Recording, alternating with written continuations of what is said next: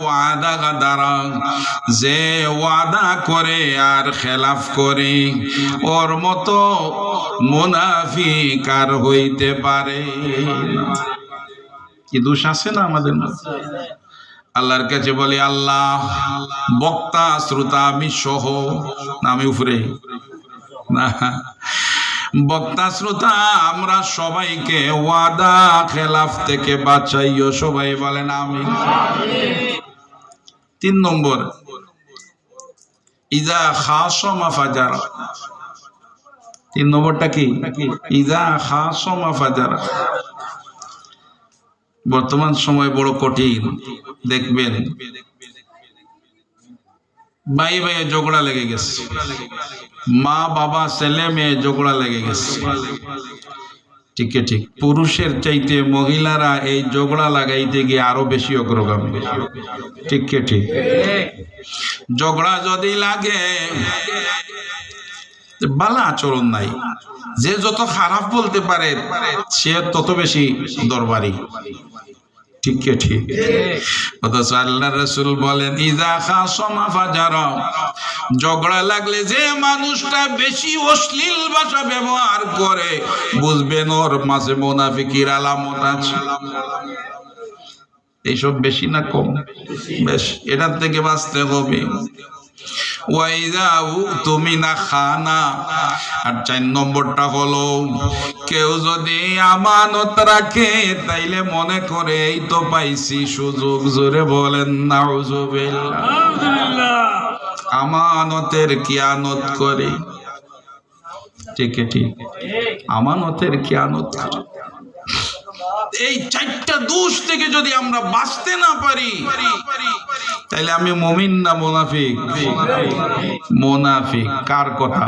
আল্লাহ আল্লাহর রাসূলের কথা। এই দুষ্কুলার থেকে বাঁচতে হবে। মক্কা শরীফে সারা মক্কার মানুষ আবু জেহেলকে নেতা মানতো না? নেতা যদি না মানতো, মক্কার ঘরে একজন পুরুষও নাই, একজনও নাই, শুধু মহিলারা আছেন। একসাথে বের হয়েছেন মুহাম্মদকে শেষ করে দিতে। নাউজুবিল্লাহ বলবেন না? আল্লাহর রাসূলকে শেষ করে দেওয়ার জন্য সব পুরুষ বের হয়েছেন। কার কথায়? আবু জেহেলের কথায়। তার কথা না মানলে কি বের হইতেন? নিশ্চয় তার কথা মানছেন, তাই বের হয়েছে।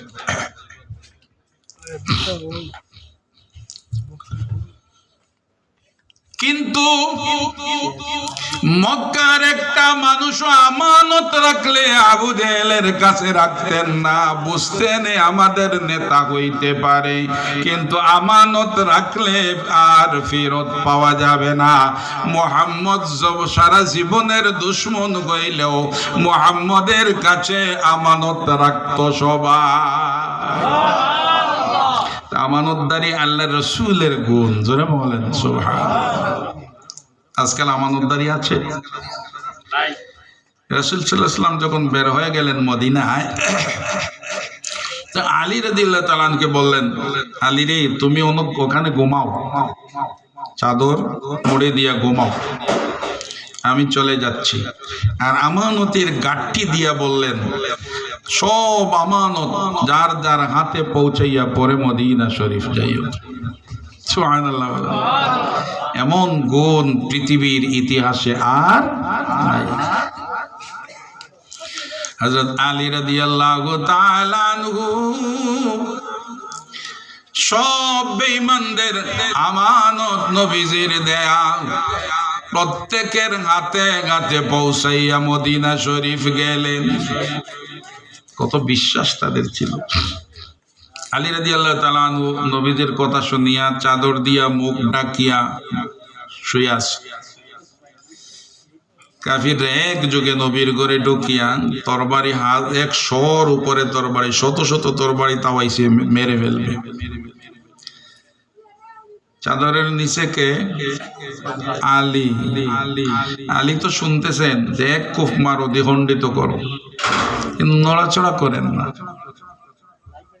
কোনো মানুষ আছে যে তার উপরে 100 তরবারি আর সে না ডরাইয়া ঘুমাইয়া ফেলবে, শুয়ে থাকবে? উনি নড়াচড়া করেন না। এক পর্যায়ে তারা বলে, যখন পেয়ে গেলাম শোয়া অবস্থায়, ঘুমন্ত অবস্থায় মারা দরকার না, আগে উঠাও। এখন তো আর ছুটিয়া মোহাম্মদ দিতে পারবেন না। চাদর সরাইয়ে দেখেন তো মোহাম্মদ নাই, আলী। সুবহানাল্লাহ। আলী আসতেছেন, আলীকে জিজ্ঞাসা করেন, আলী রে, তোমার বন্ধু মোহাম্মদ কোন দিকে গেলেন, কোথায় আছে? 100 তরবারি মাথার উপরে। উনি বলেন, তোমরা তো আমাকে টাকা দিয়া চাকর রাখো নাই, যে মোহাম্মদ কোন দিকে গেছেন এই কথা আমি বলবো? ওরা কিছু কথাকাটি করার পর চিন্তা করলো যে আলীর সাথে কথাকাটি করিয়ে লাভ নাই, যাই চলে গেছেন, ওনাকে খুঁজে বের করি। চলে গেছে আমানতদারি দিয়া আলী রাদিয়াল্লাহু তাআলা আনহু মদিনা শরীফ গেলেন। সাহাবীরা সবই আলীকে বেষ্টন করে বসলেন।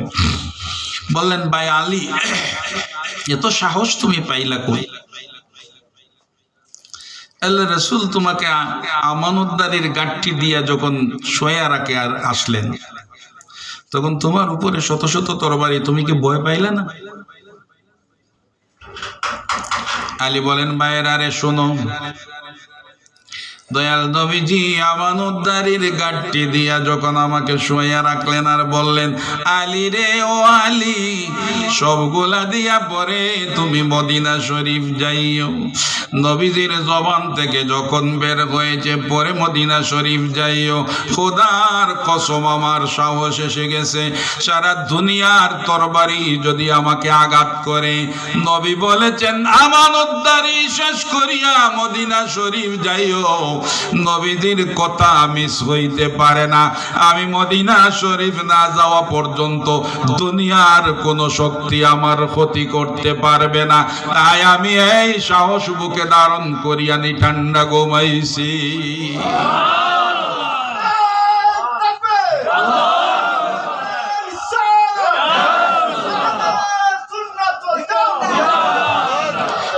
তার ঈমান আর আমাদের ঈমান, সুবহানাল্লাহ। তারা ঈমানদার, ওরা মৃত্যুর আগে কান্দেন। আবু বকর মৃত্যুর আগে কান্দেন। সিরাতের কিতাবের মধ্যে আসে, দেখেন উট ঘাস খাইতেছে, তো আফসোস করেন আর বলেন, ঘাস রে, ও ঘাস, আমি আবু বকর না হইয়া যদি ঘাস হইতাম, উঠে খাইয়া শেষ করতো, কিয়ামতের দিন হিসাব দেওয়া লাগতো না।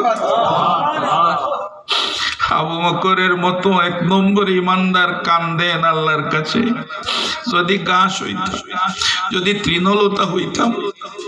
আর আমরা দম্ভ বরিয়া হাঁটি, আমার মতো ইমানদার আর নাই। জোরে বলেন না। আর আমি আপনাদের সময় নষ্ট করতে চাই না।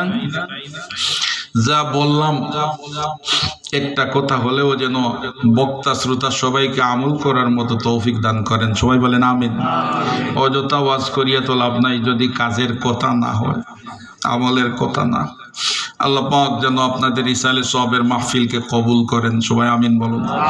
আমা আলাইনা ইল্লাল বালাগ। আমার বড় বক্তা আসছেন, নিয়ে আসেন। নূর আলম কোথায়?